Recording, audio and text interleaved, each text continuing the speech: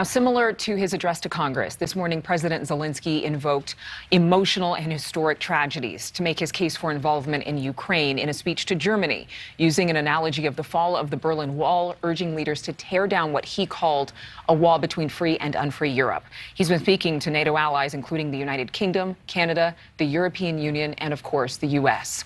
Allison Harris live at the White House with more. Allison?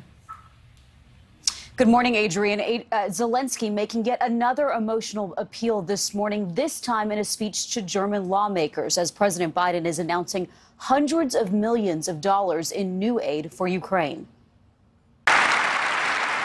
Overnight, Ukrainian President Zelenskyy addressing the German parliament. That's what I say to you, dear Chancellor Scholz. Destroy this wall. Give Germany the leadership role that it has earned so that your descendants are proud of you.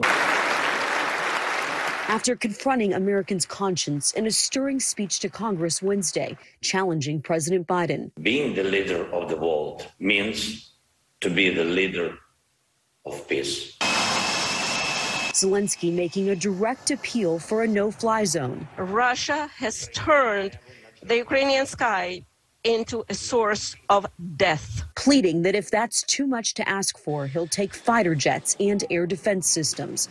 President Biden responding hours later. We are united in our abhorrence of Putin's depraved onslaught, and we're going to continue to have their backs as they fight for their freedom, their democracy, their very survival. The president announcing a total of $1 billion in military aid just this week. If we were President Zelenskyy, we would be asking for everything possible as well, and continuing to ask for it, because he is watching his country and his people be attacked and brutalized by President Putin and the Russian military. Nor will the U.S. impose a no-fly zone, fearing that could mean World War III. The no-fly zone, which often people shorthand, essentially means us shooting down Russian planes and them potentially shooting back at us. Zelenskyy saying in an American interview last night that World War III might have already started. And we've seen this 80 years ago when the Second World War has started. Nobody would be able to predict when the full-scale war would start. President Biden yesterday taking his own words a step further. I think he is a war criminal.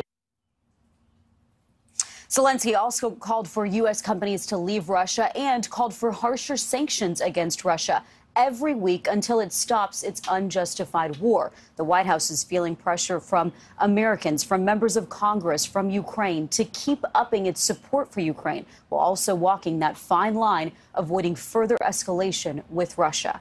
Thank you so much for watching. Make sure to click on the red subscribe button below so you can get more of NewsNation's fact-driven, unbiased coverage.